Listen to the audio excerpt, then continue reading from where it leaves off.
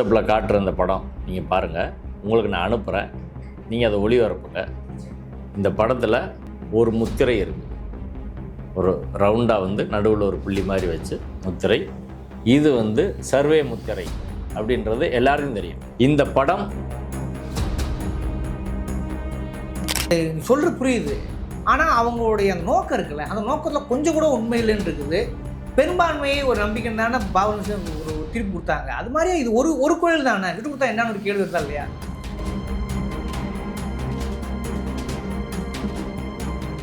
குஜராத்தில் 170, ஹரியானாவில் 77, கர்நாடகாவில் 192, காஷ்மீரில் 52, மத்திய பிரதேசத்தில் 151, மகாராஷ்டிராவில் 143, ராஜஸ்தானில் 170, உத்தரப்பிரதேசத்தில் 299, வெஸ்ட் பெங்காலில் 102, தமிழ்நாட்டில் 175. அந்த 175ல் ஒன்று தான் திருப்பரங்குன்றம். இப்போ இங்கே துவங்கியிருக்கிறாங்க. அடுத்து திண்டுக்கல்ல இப்போ பிரச்சனை துவங்கிட்டாங்க.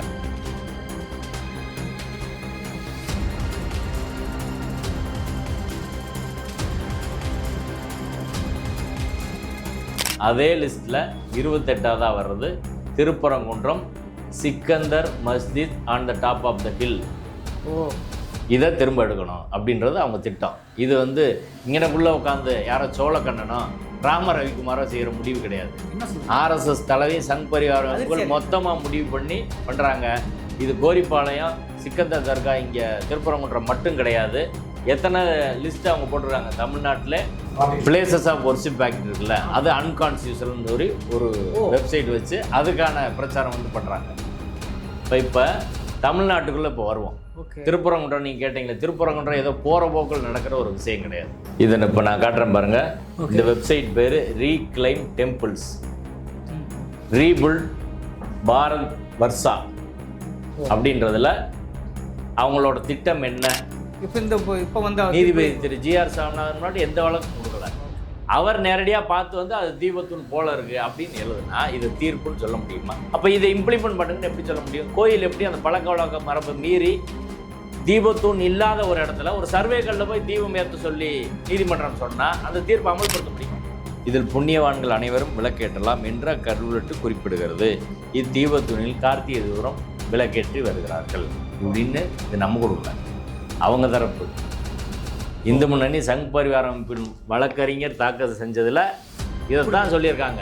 அவங்க தீபத்தூண் இதைத்தான் சொல்கிறாங்க. நீதிபதி எப்படி அதுக்கு மாறாக சொல்கிறாருன்னா, இந்த ஃபோட்டோ இருக்குல்ல, இது ஆர்டிஓ தலைமையில் அது சர்வேக்கல்லா இல்லை தீபத்தூணா அப்படின்றதுக்கான ஆய்வு நடந்தது. இந்த ஆய்வில்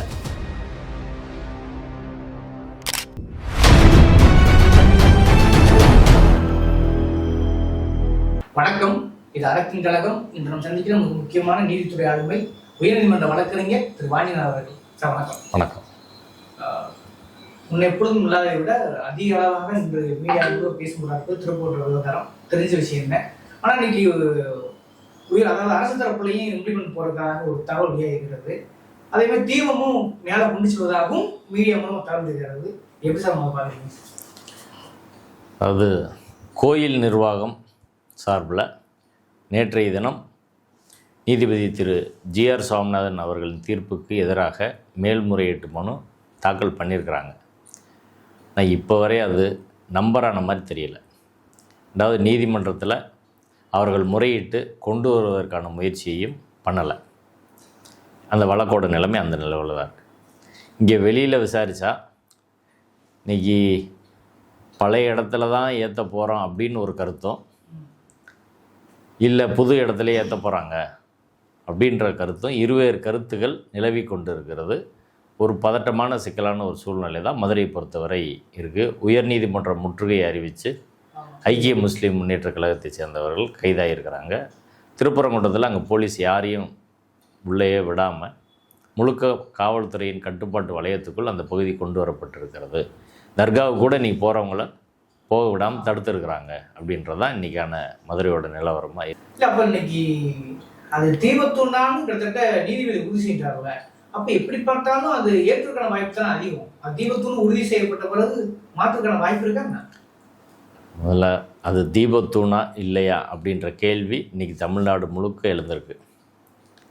மதுரையில் இருக்க எல்லாருக்கும் தெரியும், வரலாற்று ஆய்வாளர்கள், தொல்லியல் ஆய்வாளர்கள், மதுரையில் இருக்க மக்கள், திருப்பரங்குன்றத்தில் இருக்க மக்கள், கோயிலோட நிர்வாகிகள், கோயிலோட அர்ச்சகர்கள், இந்து சமய அறநிலையத்துறை அதிகாரிகள் எல்லாருக்கும் தெரியும், திருப்பரங்குன்றம் மலையில் இருக்கிற உச்சிப்பிள்ளையார் கோயில் பக்கத்தில் இருக்கிறதான் ஒரே ஒரு தீபத்தூண் அப்படின்றது எல்லாருக்கும் தெரியும். அதில் ஒன்றும் சந்தேகமே கிடையாது. அதற்கான கல்வெட்டு ஆதாரம் இருக்கிறது, தொல்லியல் துறையின் புத்தக ஆதாரம் இருக்குது, கோயிலும் அதை திரும்ப திரும்ப சொல்கிறாங்க. நீண்ட காலமாக அங்கே ஏற்றிட்டு வர்றதை எல்லா மக்களும் நம்ம பார்த்துருக்கோம். இப்போ இவர்கள் சொல்லக்கூடிய சங் பரிவார அமைப்பினர் சொல்லக்கூடிய நீதிபதி திரு ஜி.ஆர். சுவாமிநாதன் அவர்கள் உறுதி செய்த அந்த கல் தூண் என்பது சர்வே தூணா, சர்வே தூணா தீபத்தூணா அப்படின்ற கேள்வி வந்திருக்கு. அது சர்வே, அவர் தீபத்தூண் சொல்கிறாரு, நான் சர்வே கல்னு ஆதாரத்தை நான் சொல்கிறேன், அவர் தீபத்தூண்ன்ற ஆதாரத்தை அவரோ சங் பரிவார அமைப்பை சேர்ந்தவர்களோ இந்து முன்னணியை சேர்ந்தவர்களோ கொடுக்கணும். ஏற்கனவே அந்த கோயிலில் சென்று பார்த்த ஆதாரங்களை நான் உங்களுக்கு படமாக காட்டிட்டு அதுக்கப்புறம் அது விளக்கமாக சொல்கிறேன். இந்த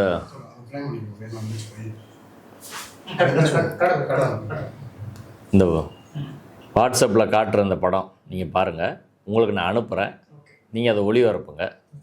இந்த படத்தில் ஒரு முத்திரை இருக்குது, ஒரு ரவுண்டாக நடுவில் ஒரு புள்ளி மாதிரி வச்சு முத்திரை. இது சர்வே முத்திரை அப்படின்றது எல்லாருக்கும் தெரியும். இந்த படம் திருப்பரங்குன்றத்தில் தர்கா பக்கத்தில் இருக்கக்கூடிய இன்னொரு சர்வே கல்லில் எடுக்கப்பட்ட படம். அந்த கல் உடஞ்சிருச்சு. 2 படம் இருக்குது, கிட்டத்துலேயும் தூரத்துலேயும் க்ளோஸாகவும் கொஞ்சம் தூரமாகவும் எடுத்துருக்குறாங்க. அந்த படத்தை உங்களுக்கு அனுப்புகிறேன், நீங்கள் பாருங்கள். அதில் சர்வே எல்லைக்கான முத்திரை இருக்கிறது. இதை ஏற்கனவே அதே போல் இந்த கல் இருக்குது பாருங்கள், இதான் இந்த பிரச்சனைக்குரிய கல். இதை எடுத்துகிட்டு பார்த்தாலும் அதே முத்திரை தான் இருக்கும். இதே போல் ஒரு தூண் பக்கத்தில் இருந்துச்சு, தர்கா பக்கத்தில். இதுலேருந்து இந்த தூண்லேருந்து கிட்டத்தட்ட ஒரு 30 மீட்டருக்குள்ளே தான் அது இருக்கும். அந்த தூணை ஆய்வு செய்கிற போது அது உடஞ்சிருச்சு. உடஞ்சோடனே கீழே இருக்கிறத ஆய்வு பண்ணி பார்க்குற போது ஆர்டிஓ உள்ளிட்ட பல அதிகாரிகள் ஆய்வு பண்ணுறாங்க. பார்க்குறப்ப தான் அது சர்வேக்கல் அப்படின்றதே அவங்க முடிவுக்கு வராங்க. அதுக்கப்புறம் சரி இதை விட்டுருங்க அப்படின்னு ஏற்கனவே இவங்க கேட்டதை போய் சங் பரிவார அமைப்பை சேர்ந்தவர்கள் நீங்கள் அது தீபத்தூணான்னு பாருங்கள் அப்படின்னு சொன்னதை ஒட்டி பிரச்சனை. தீபத்தூண் அப்படி நாங்கள் அதில் பண்ணுவோன்னு சொன்னதை பிரச்சனை பண்ணவன் தர்காட்ட கேட்குறாங்க. தர்கா தரப்பு கூட்டு போய் அவங்கள காட்டுறாங்க. கூட்டு போய் காட்டுனதுக்கான இந்த ஃபோட்டோ காட்டுறேன். இந்த ஃபோட்டோ இருக்குல்ல, இது ஆர்டிஓ தலைமையில் அது சர்வேக்கல்லா இல்லை தீபத்தூணா அப்படின்றதுக்கான ஆய்வு நடந்தது. இந்த ஆய்வில் ஆர்டிஓ அதை பார்த்துட்டு இது சர்வேக்கல் தான் முடிவு பண்ணிட்டு சரி நீங்கள் சொல்கிறது செய்ய முடியாதுன்னு சொல்லி இந்து முன்னணி அமைப்புன்னு சொல்லிட்டு போயிட்டாங்க. ஏன்னா சர்வேக்கல்லில் நீங்கள் எப்படிங்க ஏற்றன்னு சொல்கிறீங்கன்னு சொல்லிட்டு போயிட்டாங்க. அப்போ எடுத்த படம் தான் இந்த படம், சரிங்களா? இப்போ மிக தெளிவாக அந்த இடம் மீடியாக்காரங்களும் பலர் எடுத்துருக்காங்க. நீங்கள் கேட்டிங்கன்னா அந்த வீடியோ வாங்கி கூட நீங்கள் போடலாம், நீங்களும் போய் அதை பார்க்கலாம். இப்போ அடிப்படையில் அந்த கல் என்பது சர்வே கல் தான் என்பதற்கான ஆதாரங்கள் நம்மகிட்ட இருக்குது, சரியா? ரெண்டாவது ரொம்ப முக்கியமாக ரவிக்குமார் வழக்கு போடுறாரு, அது தீபத்தூண் அப்படின்னு. கோர்ட்டில் வழக்கை நிரூபிக்க வேண்டியது யார்? எவிடன்ஸ் ஆக்ட் செக்ஷன் 101 பழைய ஆக்டில் புது சட்டத்தில் 104 யார் நீதிமன்றத்தில் வழக்கு தொடுத்தாரோ அவர் தான் வழக்கு நிரூபிக்கணும். இப்போ ரவிக்குமாரோ இந்து முன்னணி சங் பரிவார அமைப்பின் வழக்கறிஞர்களோ ஒரு சின்ன பேப்பராவது அது தீபத்தூண் தான். இப்போ ரவிக்குமார் தரப்பில் இந்து முன்னணி தரப்பில் நீதிமன்றத்தில் ஒரு சின்ன பேப்பர் கூட இது தீபத்தூண் என்பதற்கான எந்த ஆதாரத்தையும் தாக்கல் பண்ணல. இப்போ அவங்க வழக்கு அவங்க நிரூபிக்காத போது நீதிபதியை வச்சு நிரூபிக்க முடியுமா சொல்லுங்கள்? நீதிபதி அங்கே போய் பார்வையிட்டது அது தீபத்தூண் மாறி இருக்குன்னு அவர் எழுதுறாரு. அது என்ன ஆதாரம் சொல்கிறாரு? இந்த பேரா 25 சொல்கிறாரு, தீபத்தூண் or stone lamp pillar can be defined as a circular oil lamp made in stone held by stem standing on a circular base. ஒரு வட்டமாக இருக்கிற மாதிரி அதில் ஆயில் போடுற மாதிரி அதில் இருக்குது. இவ்வளோதான் ஃபைண்டிங்ஸு. இப்படி இருக்கிறதுனால அது தீபத்தூண் முடிவுக்கு வரோம் அப்படின்னு அவர் சொல்கிறாரு. அந்த வடிவத்தை தான் அவர் சொல்கிறாரு. அந்த வடிவத்தை பார்க்குற போது அது தீபத்தூண் தான் அப்படின்னு சொல்கிறாருங்க. மேலே இருக்கிற தீபத்துன்னு கிளைம் பண்ணாங்க. அது கொஞ்சம் கூட நான் என்ன சொல்கிறேன், நீங்கள் என்ன கருத்து வேணாலும் சொல்லுங்கள், அதற்கு ஆதாரம் நீங்கள் கொடுக்கணும். 2014 இதே பிரச்சனையை வைத்து இது மோட்ச தீபம், இதுதான் தீபத்தூண், அங்கே மலை உச்சியில் தான் ஏற்றணும் அப்படின்ற வழக்கு தொடுத்தாங்க. இது ஆகமத்துக்கு புறம்பானு சொன்னாங்க. நீதிமன்ற ஆதாரத்தை கேட்டுச்சுல்ல, இந்து முன்னணி கொடுத்தீங்களா, பிஜேபி கொடுத்தீங்களா, இன்றைக்கி பேசுகிற யார் கொடுத்தீங்க நீதிமன்றத்தில்? அந்த வழக்கு ஏன் தள்ளுபடியாச்சு? சுப்பிரமணியன் தாக்கல் செய்த வழக்கு ஏன் தள்ளுபடியாச்சு? எந்த ஆதாரம் கொடுக்கல. சரி, இப்போ கேஸ் நடக்குதுல்ல, இப்போ கொடுக்க வேண்டியதானே? அது மோட்ச தீபம் ஏற்ற இடம், இங்கே தான் ஏற்றணும், இந்த இடத்துல ஏற்றக்கூடாது அப்படின்றதான வெளியில் அவங்க வாதம் பண்ணுறாங்க. கோர்ட்டுக்குள்ளே வாதம் பண்ண வேண்டியதான்னு கேட்குறேன். நீதிபதி திரு ஜிஆர் சாமிநாதன் முன்னாடி இந்த ஆதாரங்களை கொடுக்க வேண்டியதானே? ஆதாரம் கொடுத்தா அவர் தீர்ப்பில் எழுதுவார்ல. ஒரு ஆதாரம் கொடுக்க கிடையாது. அவங்க கொடுத்த ஆதாரம் நம்ம சொல்கிற கருத்துக்கு ஆதரவாக தான் கொடுத்துருக்காங்க. தீபத்தூண்னா இப்போ இருக்கக்கூடிய உச்சி பிள்ளையார் பக்கத்தில் இருக்க தீபத்தூண், அது நாயக்கர் காலத்து கல்வெட்டு அப்படின்ற ஆதாரத்தை நீதிமன்றத்தில் அவங்க தான் தாக்கல் பண்ணியிருக்காங்க. அதன் பிறகு தான் நம்ம தாக்கல் பண்ணோம். அவருடைய வழக்கறிஞர் ஆனந்தவள்ளி என்பவர் தான் நீதிமன்றத்தில் தாக்கல் பண்ணுறாங்க. அந்த டைப் செட்டு இதான் வழக்கறிஞர் ஆனந்தவள்ளி அவர்கள் தாக்கல் செய்த டைப் செட்டு. கிட்டத்தட்ட இது 325 பக்கம் இருக்குது. 325 பக்கம் உள்ள இந்த டைப் செட்டில் 247வது பக்கத்தில் இது தீபத்தூண்னா என்ன அப்படின்றதுக்கான ஆதாரத்தை அவங்க கொடுத்துருக்குறாங்க. ஃபுல் வெயிட் 2 மீட்டர்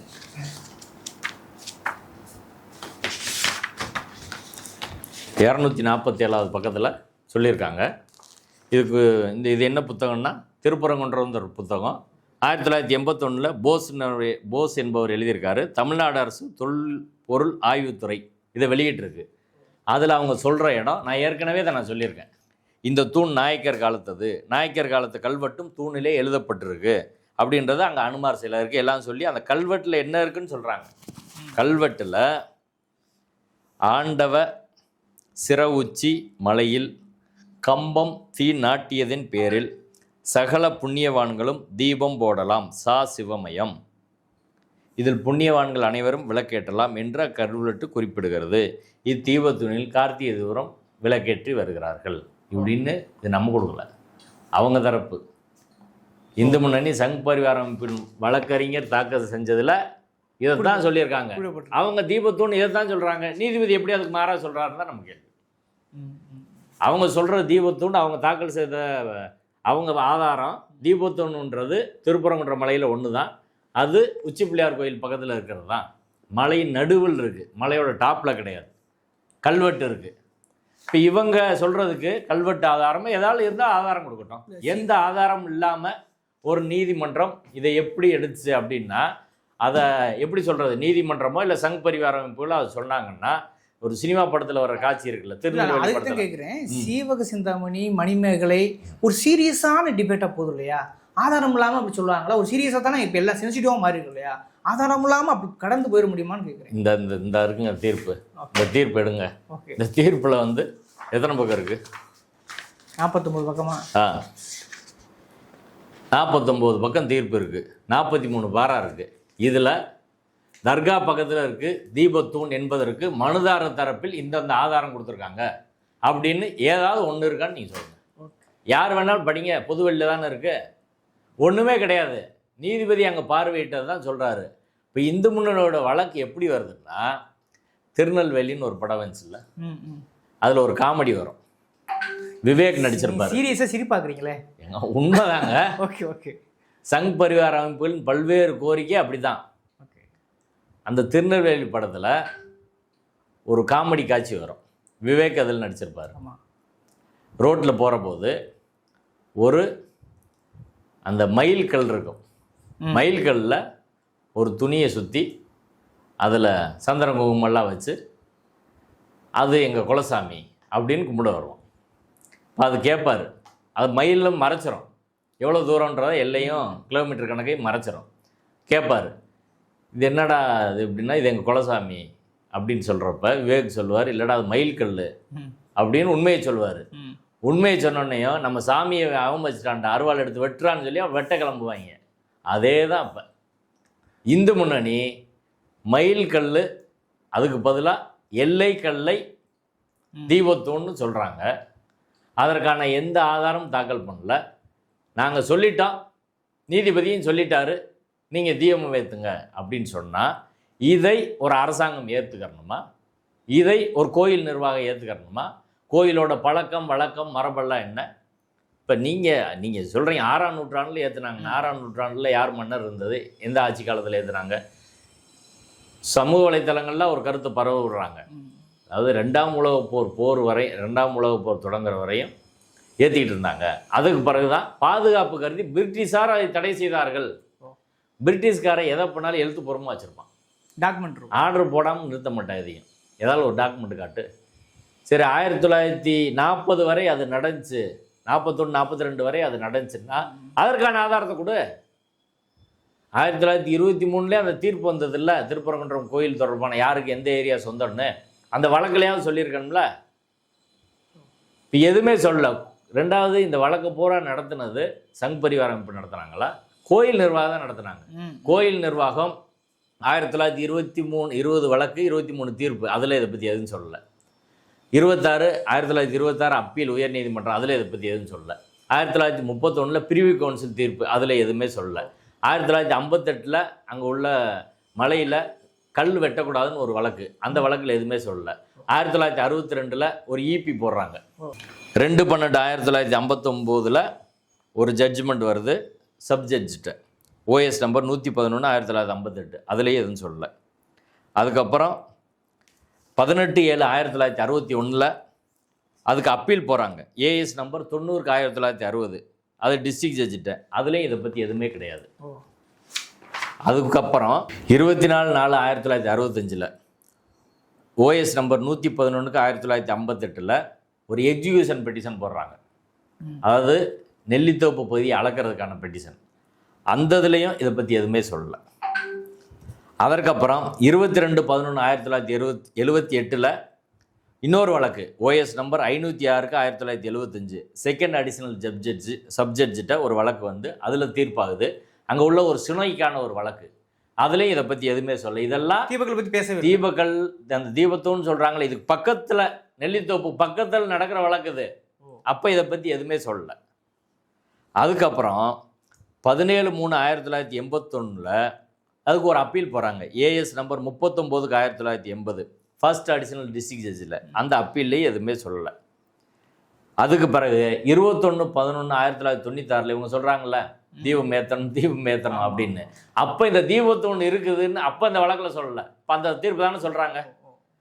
1996 உயர்நீதிமன்றத்தில் டபிள்யூபி நம்பர் 18/884/1994 தீர்ப்பு வழங்கப்பட்ட நாள் 21/11/1996. உயர்நீதிமன்றம் தீர்ப்பு சொல்லிடுச்சு, உயர்நீதிமன்ற தீர்ப்பை அமல்படுத்தணும் அப்படின்னு சொல்லி தான் 1996 எங்களுக்கு தீர்ப்பு இருக்குது, கார்த்திகை தீபம் ஏற்ற சொல்லி அப்படின்னு சொல்கிறாங்கல்ல. அந்த தீர்ப்பில் எந்த இடத்துலையும் தர்கா பக்கத்தில் ஒரு தீபத்தூண் இருக்குது, அந்த தீபத்தூணெல்லாம் ஏற்றணும் அப்படின்னு சொல்லலை. அப்போ நீதிபதி அன்னைக்கே சொல்லியிருப்பார்ல, தீபத்தூண் ஒன்று இருந்தால் அங்கே ஏற்றுக்குன்னு சொல்லியிருப்பார்ல. தர்காவிலேருந்து 15 மீட்டர் தாண்டி எந்த இடம் வேணாலும் கோயில் முடிவு பண்ணி கட்டுறோம் அப்படின்னு சொன்னால் ஏன் 1996 சொல்லலை? அன்னைக்கு அதை சொல்லியிருக்கணும்ல. அவங்களும் மென்ஷன் பண்ணலை. இந்து முன்னணி ராமகோபால்னு அதில் ரெஸ்பாண்டன்ட் இருக்கிறாரு, அவர் வாதம் வைக்கிறாங்க. இதே வாதத்தை மலை உச்சியில் ஏற்றணும்னு சொல்கிறாங்க, அதை ரிஜெக்ட் பண்ணுறாங்க நீதிமன்றம். இது பண்ணி நீ எங்கேயாவது ஒரு இடம் முடிவு பண்ணிக்கோங்க. அப்போ தீபத்தூணில் தான் ஏற்றணும், இங்கே தீபத்தூண் தான் பழைய காலத்தது, அதில் தான் ஏற்றணும் அப்படின்னா அன்னைக்கே நீதிமன்றம் அதை சொல்லியிருக்கும்ல, அன்னைக்கே அதை சொல்லலை. அடுத்து உயர்நீதிமன்றத்தில் 30/11/1998 ஒரு ஆர்டர் போடுறாங்க போலீஸ் பாதுகாப்பு தொடர்பாக. அன்னைக்கும் இந்த தீபத்தூண் கார்த்திகை தீபத்தை பற்றி எதுவுமே சொல்லலை. அடுத்து 29/8/2012 ஒரு அப்பீல் சூட் ஒன்று நடக்குது, ஏஎஸ் நம்பர் 173/2021 திருமங்கலம் பிரின்சிபல் சப்ஜட்ஜில் நடக்குது. அதில் இதை பற்றி எதுவுமே சொல்லலை. அதுக்கு பிறகும் 4/12/2014 தான் ஏற்கனவே நீதிபதி வேணுகோபால் அவர்களின் தீர்ப்பு. அதில் கூட மலை உச்சியில் தர்கா பக்கத்தில் ஏற்றன்னு சொல்கிறாங்க, தீபத்தூன்ற வார்த்தை அதில் கிடையாது, ரிட் அப்பீல்லையும் கிடையாது, கோயிலும் சொல்லலை இவங்களும் சொல்லலை. அதற்கு பிறகு 4/8/2021 நீதிபதி திரு இளங்கோவன் முன்னாடி வழக்கு வருது, அன்னைக்கு இவங்க யாருமே சொல்லலை. முழுக்க அப்ப அப்பத்தை சொல்றாங்க. மொத்தம் வந்து ஒரு 15 தீர்ப்புக்கு மேல நான் உங்களுக்கு சொல்லிட்டேன். ஆமா. இது எந்த தீர்ப்புலையும் தீபத்தூன்ற வார்த்தையை அவங்க எங்கேயுமே பயன்படுத்தலை.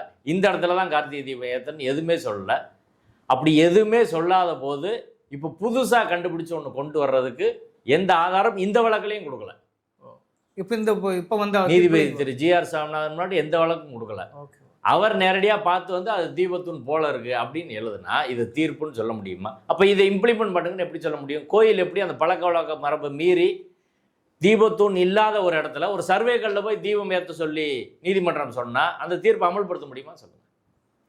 அதை அமல்படுத்துறதுக்கான வாய்ப்பே கிடையாதுன்றதா. அதனால் அரசாங்கம் அமல்படுத்த வேண்டியது இல்லைன்றதான் இல்லை சார். நீங்கள் வாதங்கள் வைக்கிறீங்க, நீங்களுமே அந்த கேஸோட நேரடி தொடர்பு இருக்கீங்க. ஆனாலும் கூட ஆனந்தவள்ளி அவர்களையும் சொன்னாலும் சொல்கிறேன், அவங்க ஒரு விஷயத்தை கிளைம் பண்ணுறாங்க. அதாவது இந்த விஷயம் என்னன்னா, ஒண்டை வந்த பிராடி ஊரு பிராடியை விரட்டுச்சான்னு சொல்கிறாங்க. அப்போ அது ஏதோ ஒரு மத நம்பிக்கை உள்ளவங்களுக்கு ஒரு கிளைம் இல்லாமலா, ஒரு வரலாற்று தொடர்ச்சி இல்லாமலா அந்த மாதிரியான வார்த்தையை பயன்படுத்தாமல் இருக்குல்ல, அது சாதாரணமாக அப்படி கடந்து போயிட முடியுமான்னு ஒரு கேள்வி எழுதா இல்லையா? அது நீதிமன்றத்தில் நான் அதுக்கு பதில் சொன்னேன். அதாவது இஸ்லாமியர்கள் இந்த மண்ணோட பூர்வ குடிகள் தான்.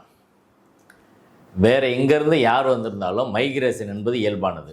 வரலாற்றில் அப்படி முன்னாடி போனால் யார் முன்னாடி பின்னாடி வந்தா அப்படின்னு நம்ம இழுத்துக்கிட்டே போனோன்னு வைங்க. ஆரியர்கள் எங்கேருந்து வந்தாங்க? கைப்பெரும் போலும் கணவாய் வழியாக யார் வந்தது?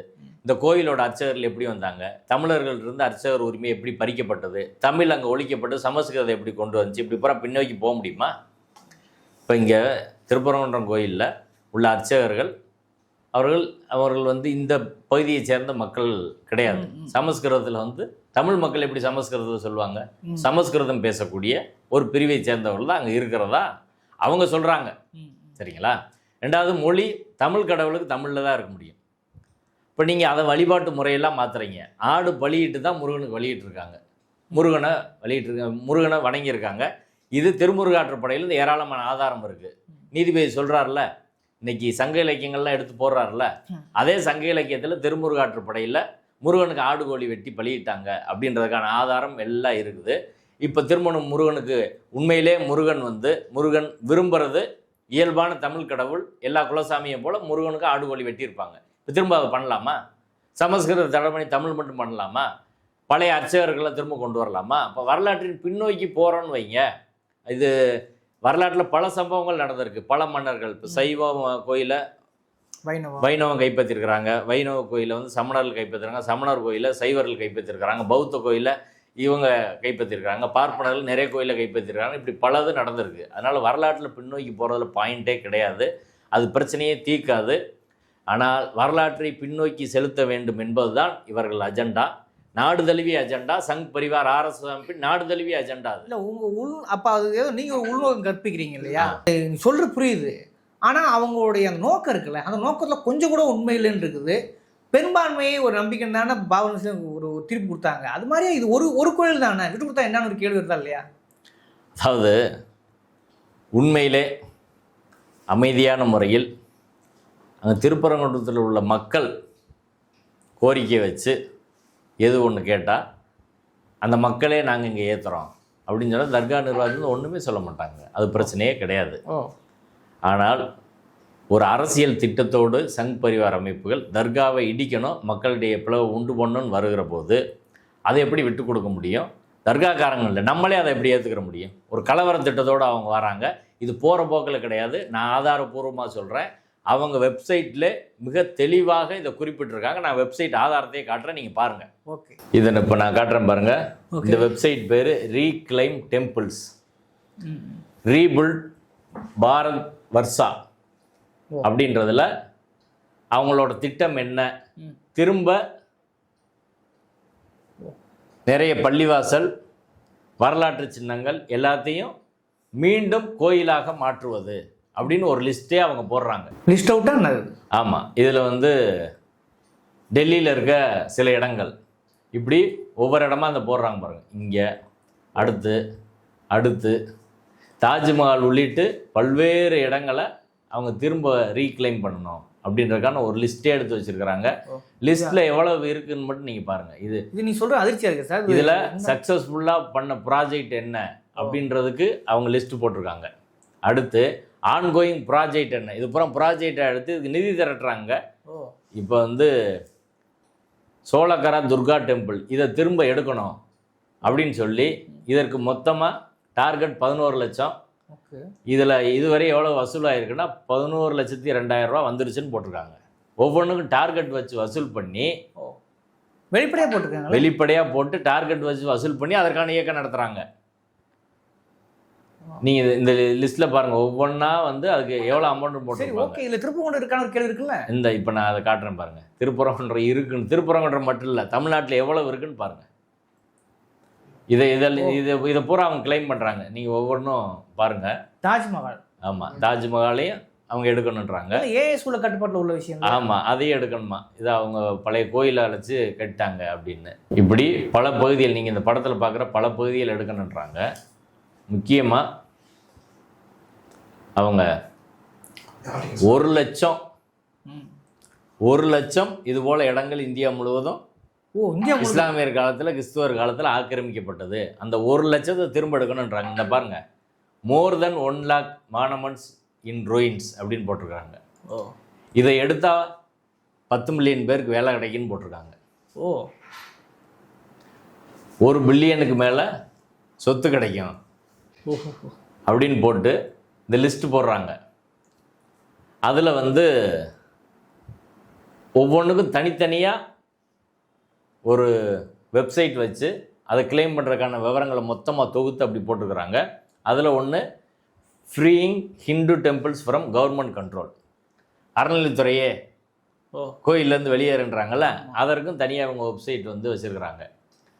அடுத்து திப்பு சுல்தான் காலத்தில் நடந்ததுக்கு அதுக்கு தனியாக வச்சுருக்கிறாங்க. கான்ஸ்டியூஷனை பொறுத்து கான்ஸ்டியூஷனில்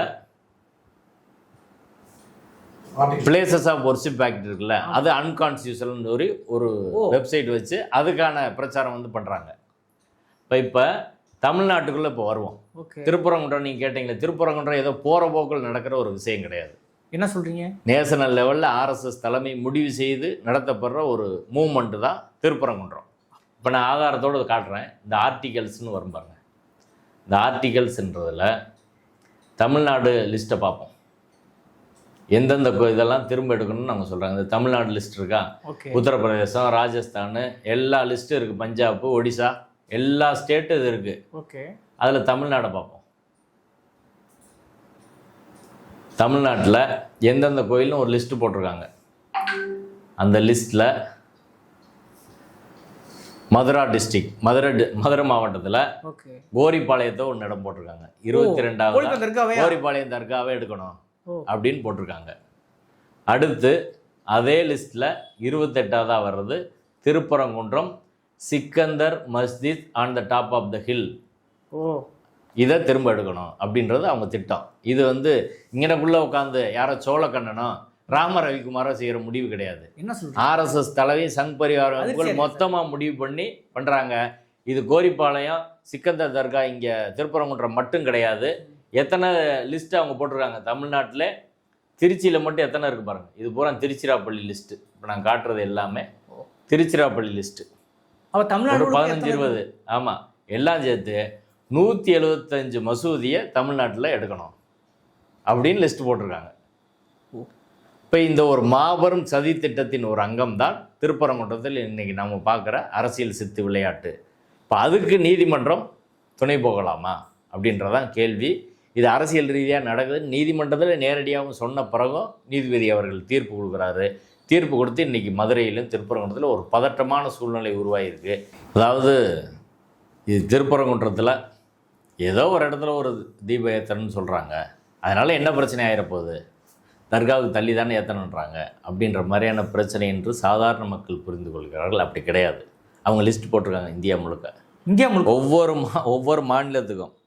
ஆந்திராவில் டார்கெட்டட் மாஸ்க் தர்கா வந்து 142, குஜராத்தில் 170, ஹரியானாவில் 77, கர்நாடகாவில் 192, காஷ்மீரில் 52, மத்திய பிரதேசத்தில் 151, மகாராஷ்டிராவில் 143, ராஜஸ்தானில் 170, உத்தரப்பிரதேசத்தில் 299, வெஸ்ட் பெங்காலில் 102, தமிழ்நாட்டில் 175. அந்த 175 ஒன்று தான் திருப்பரங்குன்றம். இப்போ இங்கே துவங்கியிருக்கிறாங்க. அடுத்து திண்டுக்கல்ல இப்போ பிரச்சனை துவங்கிட்டாங்க. ஆமாம், நீ நேற்று கிறிஸ்டியன். ஆமாம், அடுத்து வேலூரில் ஏற்கனவே அந்த பிரச்சனையை கிளப்பிக்கிட்டு இருக்காங்க. மொத்தம் இந்தியா முழுவதும் 1856 மசூதிகள் தர்காக்களை இடித்து இவங்க கட்டுப்பாட்டில் கொண்டு வரணும் என்பதற்கான ஒரு லிஸ்ட்டு போட்டு இவங்க வேலை செஞ்சுட்டு இருக்கிறாங்க. அப்போ இது ஒரு சாதாரண ஒரு நடவடிக்கையா? ஏதோ மலையில் தீபம் ஏற்றுறாங்க அப்படின்னு மக்கள் புரிஞ்சுக்கிற மாதிரி ஒரு சாதாரண நடவடிக்கை கிடையாது.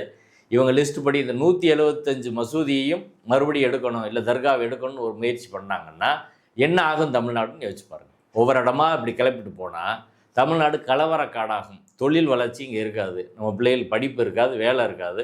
மறுபடியும் பழைய நிலைக்கு போகிறத நோக்கி, இருண்ட காலத்தை நோக்கி இவங்க தமிழ்நாட்டை தள்ளுகிறார்கள். அதோட அஜெண்டா ஒரு வடிவம் தான் திருப்பரங்குன்றம். அப்போ இதோட அபாயத்தை நாம் மொத்தமாக புரிந்து கொள்ளணுமே தவிர, ஏதோ ஒரு மலையில் போய் தீபம் ஏற்றினா என்ன பிரச்சனை அப்படின்னு பார்ப்பது அடிப்படையில் தவறானது.